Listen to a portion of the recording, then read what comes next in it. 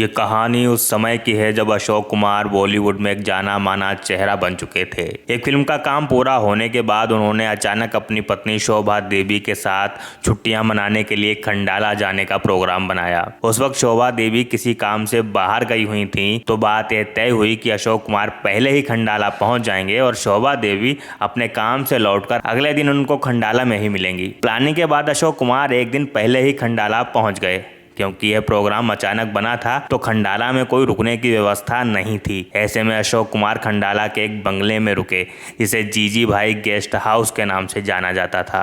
अब अगली कहानी इस बंगले से शुरू होती है। दरअसल जब अशोक कुमार उस बंगले में पहुंचे तो लोगों ने कहा कि साहब, इस बंगले में मत रुकिए क्योंकि इस पर भूत प्रेतों का साया है और इसमें अजीब अजीब घटनाएं होती हैं। लेकिन अशोक कुमार ने कहा कि मैं इस सब बातों पर विश्वास नहीं करता, यह सब बकवास है, और उन्होंने उस बंगले में रुकने का फैसला किया। अब रात हुई तो जीजी भाई गेस्ट हाउस का केयरटेकर सारे काम निपटाकर शाम ढलते ही वहां से चला गया और अशोक कुमार उस बंगले में अकेले बच गए। अशोक कुमार बेडरूम में जाकर आराम करने लगे और जैसे ही रात हुई उन्हें नींद आ गई। करीब आधी रात हो चुकी थी कि अचानक शोर से उनकी आंख खुल गई। उन्होंने मेन गेट खोलकर देखा तो सड़क पर कार के पास खड़ी एक महिला अपने ड्राइवर पर जोर जोर से चिल्ला रही थी। जब उस महिला ने अशोक कुमार को देखा तो कहा, पानी खत्म हो गया है, उसकी वजह से उसकी गाड़ी बंद हो गई है, थोड़ा पानी मिल सकता है क्या? अशोक कुमार ने पानी लाकर ड्राइवर को दिया और महिला बंगले के बरामदे में ही बैठकर आराम करने लगी। तभी ड्राइवर दौड़कर महिला के पास आया और बताया कि गाड़ी में कोई खराबी हुई है, इसके लिए उसे मैकेनिक लाना होगा। इस पर वो महिला ड्राइवर पर और नाराज होती है और कहती है, ठीक है, जल्दी जाओ, लेकर आओ।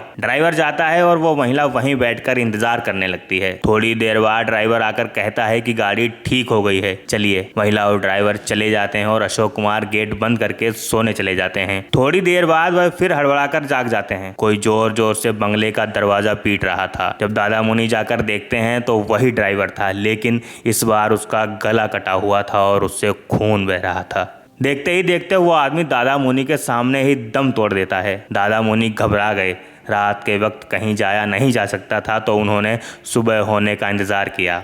सुबह होते ही वो नजदीकी पुलिस स्टेशन पहुंचे और रात का सारा किस्सा पुलिस को सुनाया। किस्सा सुनने के बाद फौरन थानेदार ने पूछा कि आप जीजी भाई गेस्ट हाउस में ठहरे हैं क्या? यह सुनकर अशोक कुमार सन्न रह गए, क्योंकि अभी उन्होंने इस गेस्ट हाउस का नाम तो बताया ही नहीं था और उनके जहन में गेस्ट हाउस से जुड़ी वो भूत प्रेत की बातें घूमने लगी। अब थानेदार ने जो बताया उससे अशोक कुमार के रोंगटे खड़े हो गए। थानेदार ने कहा कि आप जिस घटना की बात कर रहे हैं वो कल रात नहीं घटी, बल्कि यह घटना 14 साल पहले की है। इस घटना में एक महिला ने अपने ड्राइवर का खून कर दिया था और फिर थोड़ी दूर जाकर महिला भी एक्सीडेंट में मारी गई थी और यह सब सुनकर उनके होश उड़ गए। जब वो वापस गेस्ट हाउस पहुंचे तो ना वहां पर कोई लाश थी और ना ही किसी तरह का खून। इस घटना ने उनको बुरी तरह से हिलाकर रख दिया। दादा मुनि के दिमाग में यह बात सालों तक किसी भयानक सपने की तरह घूमती रही। दोस्तों, आप क्या सोचते हैं, आखिर क्या हुआ होगा उस रात अशोक कुमार के साथ? क्या वाकई में यह घटना सच्ची थी या कोई भ्रम? कमेंट करके जरूर बताएं